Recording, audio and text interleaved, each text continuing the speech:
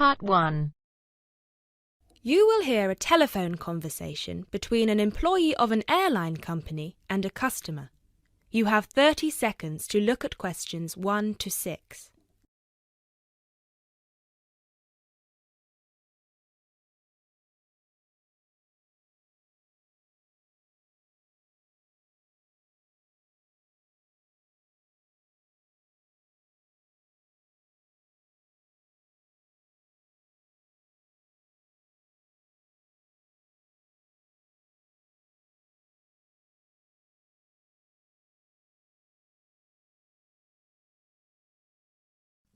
GB Airlines, this is Kyle speaking. How can I help?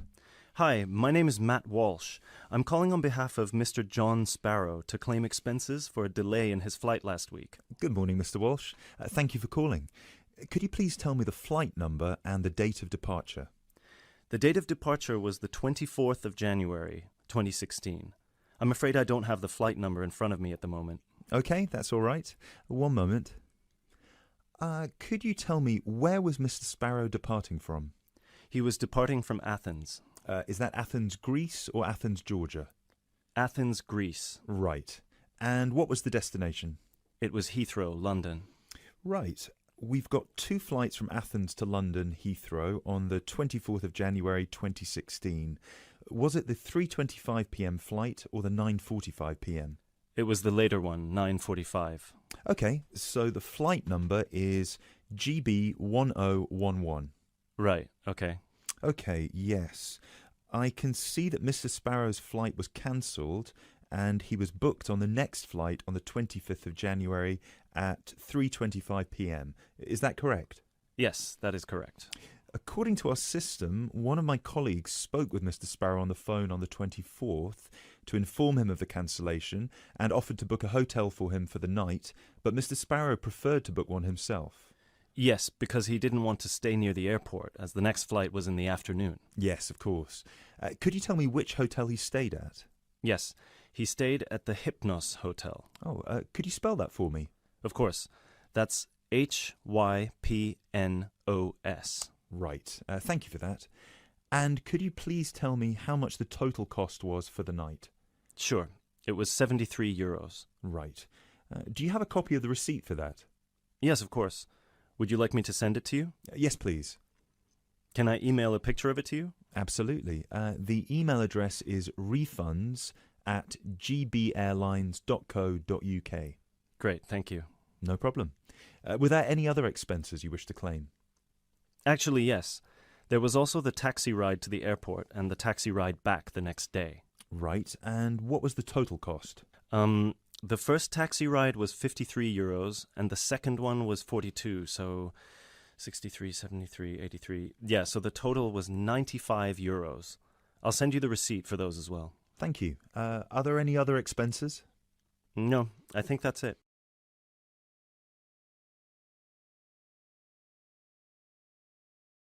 You now have 30 seconds to look at questions 7 to 10.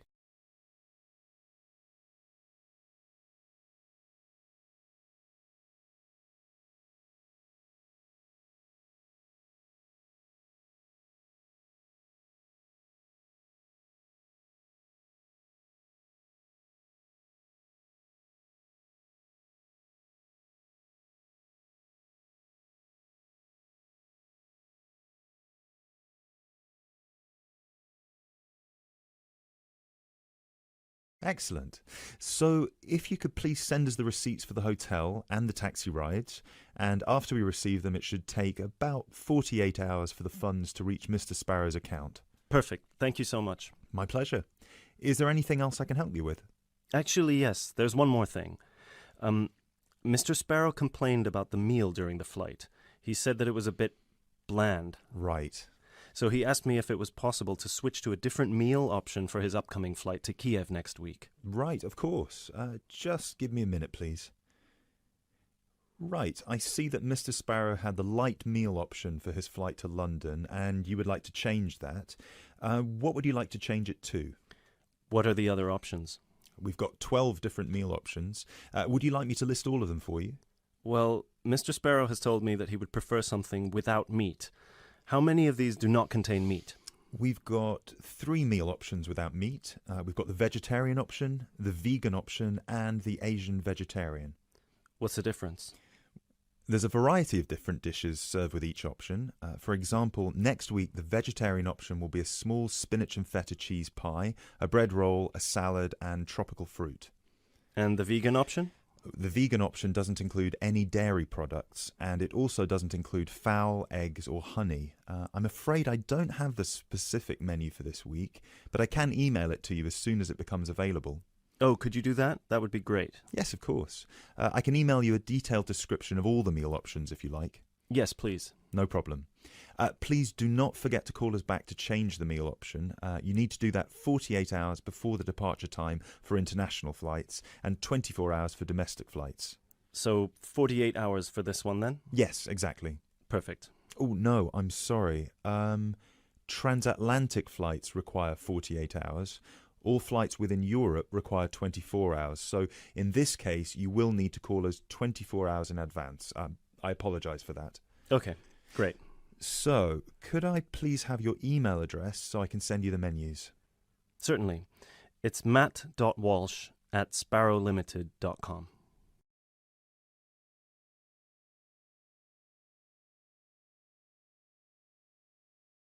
That is the end of part 1. That's the end of section 2. You now have half a minute to check your answers.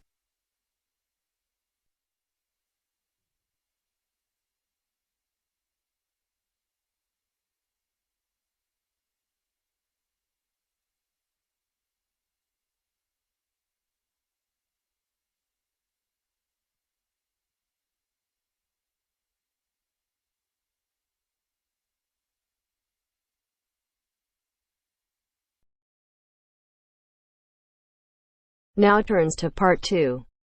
Part 2. You will hear a talk about safety in different regions. First, look at questions 11 to 14.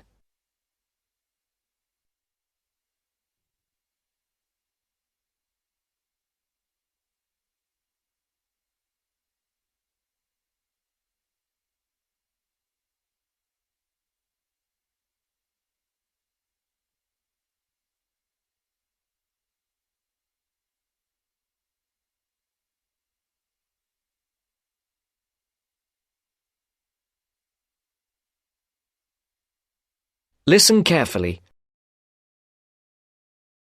Good evening, everyone. It's great to be here to talk to you about staying safe on holiday.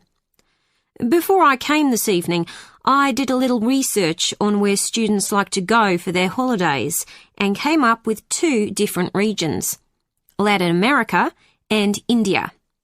So, I've been looking at the crime figures for both areas, and I thought I'd start by talking a bit about that. Then I'll give you some advice about how to avoid becoming a victim of crime. Okay, first of all, let's look at what kinds of crime are committed most in different regions. Okay, I'll start with India. Generally, India isn't thought of as a dangerous place for individuals, but there has been an increase in handbag theft in recent years. So keep an eye on your bag when you're out in the street. Right. Now, let's look at Latin America. Of course, you do realise that not all Latin American countries are the same, but it is true to say that guns are used in a high percentage of crimes across the region. Looking at the figures, it seems that gun crime is a serious problem throughout. Before the broadcast continues, look at questions 15 to 20.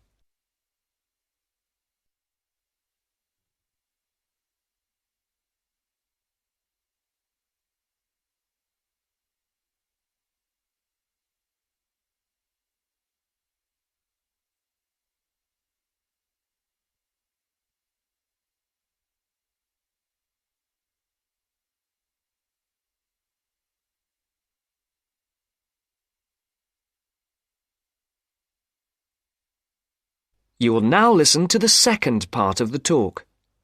I can see some of you are thinking that it all sounds rather dangerous, but I know lots of people who've been there and had a really great time. They followed advice from the authorities, like making sure they didn't wear expensive jewellery in the street. And I'd certainly advise anyone travelling to Latin America to do the same. Another thing you should be careful of is not to go to lonely places at night. But of course, that's the same anywhere. But I must say, you do have to be very careful in some parts of Latin America when you take your money out of a cash machine. Sometimes you find that thieves stand very close to people at cash machines and take their money as it comes out.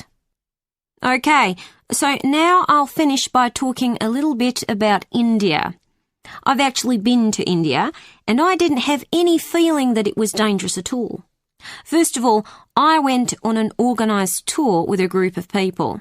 This is definitely the best way to go because it's so much safer.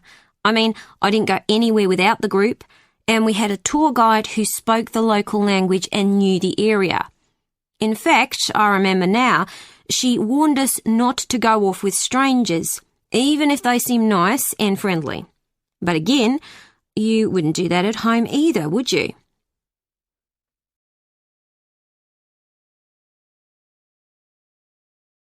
That is the end of part 2. You now have half a minute to check your answers.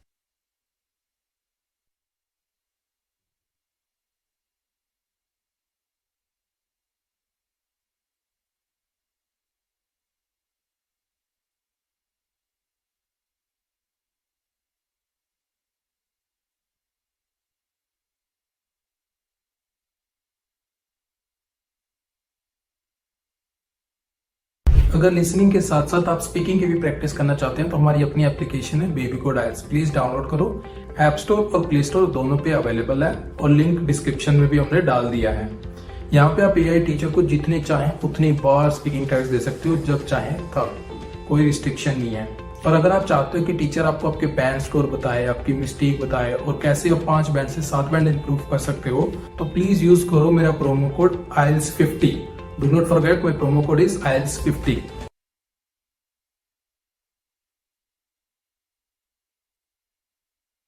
Now turns to part 3. Part 3.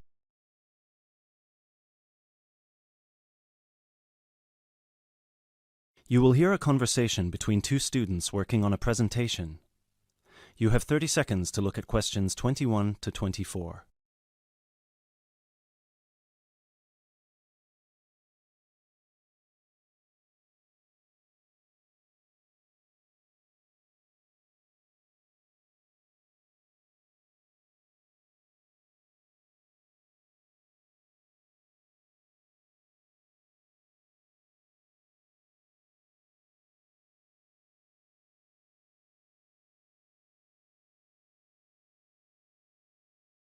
Hey Chris, thanks for coming. Are you ready to practice our presentation for tomorrow? Yeah, just give me a moment to switch on my laptop. There we go. Okay, what do you think? Wow, that actually looks really nice. Well done. So I've put the title up here in the middle, Reasons People Move Out of Their Parents' Homes. I thought we could start with the general graph outlining why people fly the nest at any age, and then we could break it down to age groups and social or ethnic backgrounds before we get into how our findings fit into what sociologists say about leaving your parents' house and what the effects of the timing and the circumstances of your decision can be. that sounds good to me. So we can start with the bar chart here. Do you think they'll be able to read the tiny letters here? No, which is why we'll have to read them out to them. Okay, so we could take turns then. I'd start with bar A, which says that the number one reason that young people leave home is to go to college or university. Exactly. And then I'd go on to the second bar, which gives the number of people who said they felt smothered by their parents' control over their lives and decided to get their own house to avoid that. Right. Then in bar C, we've got people who found a job and decided that it was a good opportunity to move away because of their new income. Yep, and then those who didn't feel exactly smothered by their parents per se, but more so because of the lack of room in their parents' house and the fact that their parents were around pretty much 90% of the time. maybe we should move this bar so that it can be next to bar B, since they seem to be quite similar to each other. Well, actually, that's why I kept them separate. But maybe you're right. They would lead smoothly into one another. So that means that jobs will now be bar D and bar E. Bar E is about those who moved because of their partner or spouse. Right.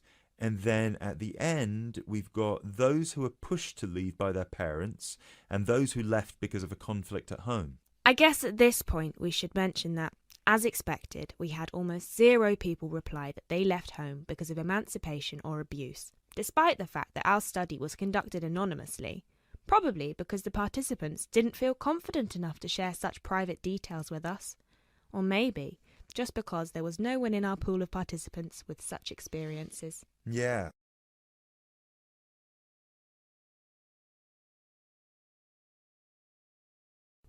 Before you hear the rest of the talk, you have some time to look at questions 25 to 30.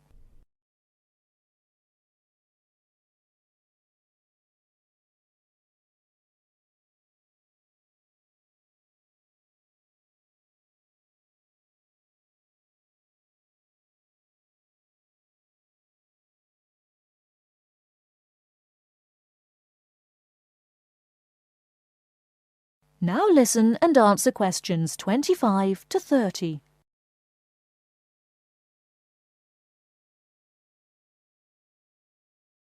So then we can break it down to age groups and show these 4 different graphs for our 4 age groups. Under 18s, 18 to 20, 21 to 24 and 25 and above. Shall we take the graphs by age, or should we start with the second group? What do you think? Because we haven't got that much data on under 18s, and starting with 25 and above would also feel a bit strange to me, seeing as it was our second smallest group, and most participants were between 18 and 24 when they moved out of their parents' home. Yeah, you're right. Perhaps we should start with our 2 biggest groups and then move on to the other 2. So, you can present 18 to 20, and I can present 21 to 24, and then we can maybe present the other 2 groups together. I think it's best if we present them separately, since the findings are so different. Yeah, I guess you're right. So, I can present the under 18s, and you can present the 25 and over. Perfect. Or, wait, should we do it the other way round, so it flows more naturally? Yeah, sure. And then we can include a brief note at the end for those who haven't moved out yet. Yeah, great.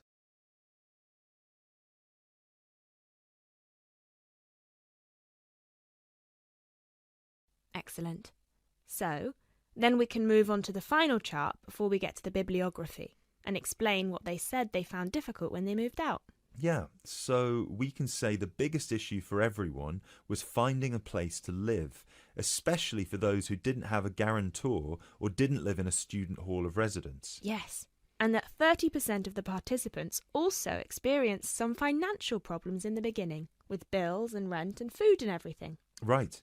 Then an even larger number reported that they didn't expect to miss their family that much, but ended up visiting their parents' home often just to see them and spend some time with them. Although, we should probably cut that number down a notch to exclude those who went back home just so their parents could cook and do their laundry for them.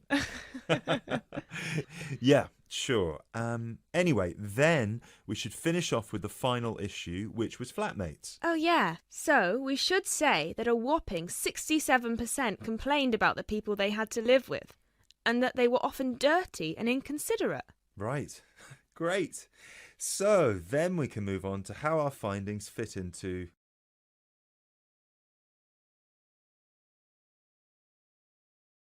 That is the end of part 3.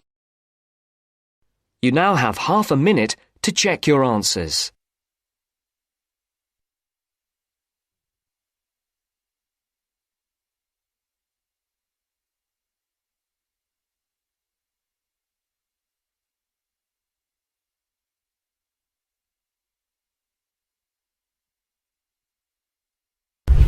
अभी तक baby code app download नहीं की तो यहाँ पे सिर्फ speaking listening reading writing सारे के सारे फ्री में मॉड्यूल अवेलेबल है, वो भी लेटेस्ट कंटेक्स्ट के साथ। और तो यहाँ पे आईएलटीएस की लाइव क्लासेस भी देते हैं, INTP अप्रूव्ड टीचर फ्री में।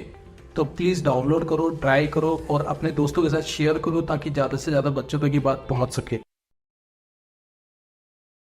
Now turns to Part 4. Part 4.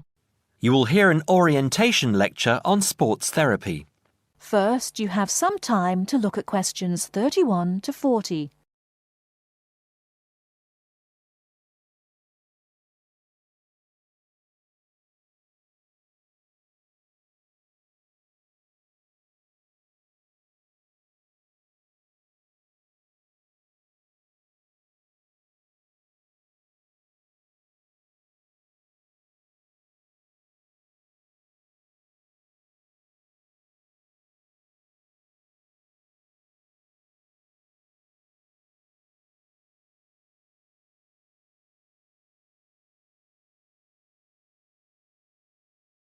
Now, listen carefully and answer questions 31 to 40.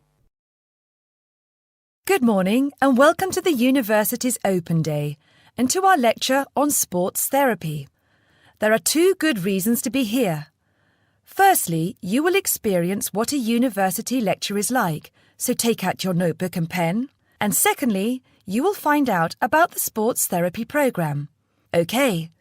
So what does a sports therapy programme involve? Everybody in today's society knows the impact sport, health and fitness makes on the population's physical and mental health. Studying at Kent will develop your understanding of the ideas and issues within the sports therapy, health and fitness industries. Sports therapy is one of the fastest growing careers within the sports sector. The programme teaches you all the specialist knowledge you need in order to work within these industries.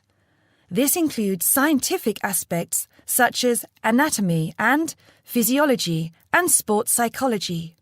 You learn how to design training programmes and lifestyle profiles for a range of clients and to understand the role of sports promotion and event management. The degree also covers the treatment and prevention of sporting injuries and the importance of referral programmes. There will be a full description of these subjects for you available at the door when you leave this lecture. Now, just to talk a little about teaching and assessment. The programme involves taking part in and designing practical sports sessions, lectures, small group seminars and private study. On average, you have 6 lectures, 3 practical sessions, and a 1-hour-long seminar per week. And you also spend additional time developing your coaching and theoretical knowledge in real-life situations. At Stage 1, the first half of the year is assessed by 100% coursework and observed assessments. A majority of the modules also have written exams within the final half of the year, with the rest practically assessed. Stage 2 and 3 assessment varies from 100% coursework to a combination of examination and coursework, usually in the ratio 50-50, 60-40 or 80-20. You're probably wondering what career paths you can take once you've completed this degree. Well, careers can vary from employment in health and fitness clubs, sports injury clinics, sports development within local authorities, or with national governing bodies of sport, working in community leisure or sports attractions, self-employed personal trainer or sports therapist. There are some requirements you need to fulfill to enter this course.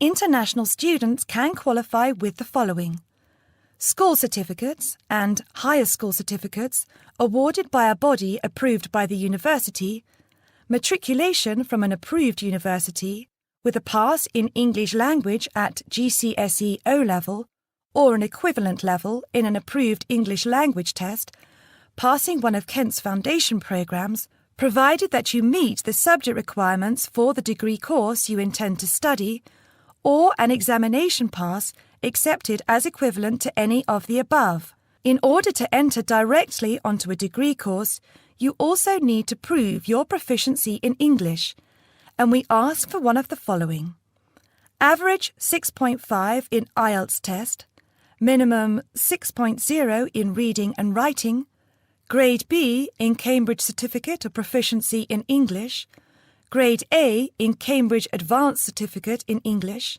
a pass overall in the JMB/NEAB test in English for overseas students, with at least B in writing, reading and speaking modules, a TOEFL score of at least 580 written test or 237 computer test. If you haven't yet reached those standards, Kent runs a foundation course for international students, which gives you a year's academic and language training before you begin on your degree. Right, that's about it. Any questions? That is the end of part 4. You now have half a minute to check your answers.